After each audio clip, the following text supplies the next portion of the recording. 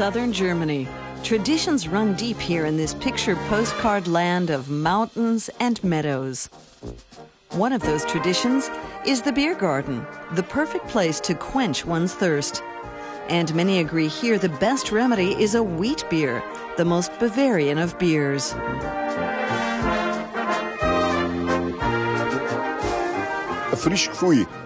It's so refreshing, much better than other kinds of beer. I think wheat beer is more refreshing.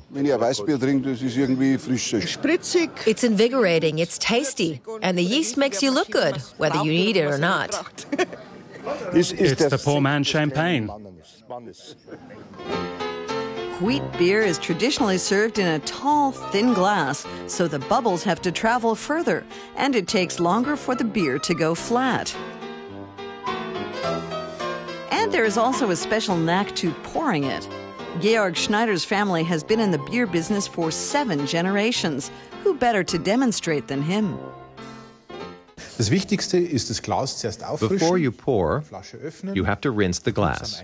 Then you open the bottle and pour carefully, holding the glass at an angle.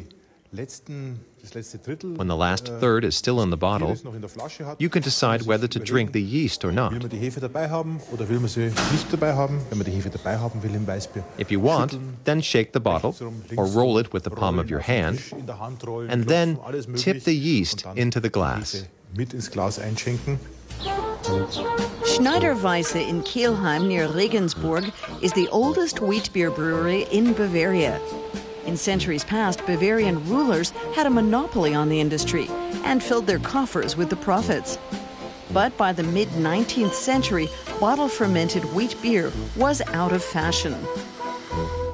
The original Georg Schneider purchased a license to brew wheat beer in 1872. He founded Schneider-Weisse and restored the drink's popularity. Some call him wheat beer's savior. My great-great-great-grandfather, who founded the company, believed in the quality of the beer. He said if it's made well enough, it will always find friends. But it took nearly 100 years for wheat beer to make a major comeback. Today, it's synonymous with Bavaria and increasingly popular in export markets.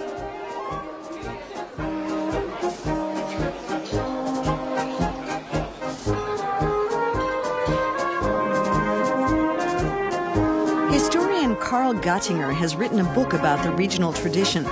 He says Bavaria almost went down a completely different path. In earlier times, Bavarians mostly drank wine. We mustn't forget Bavarians were mainly wine drinkers. Then came the purity law in 1516. And that made beer good enough to become mass-produced. The rest is history. But the age-old question remains. What goes best with a wheat beer? A pork knuckle, roast pork, or perhaps a plate of cheese spätzle? Locals will tell you there's nothing better than a traditional Bavarian breakfast of veal sausages, pretzels, and a good dollop of sweet mustard. Wheat beer is often referred to as the Bavarian cappuccino.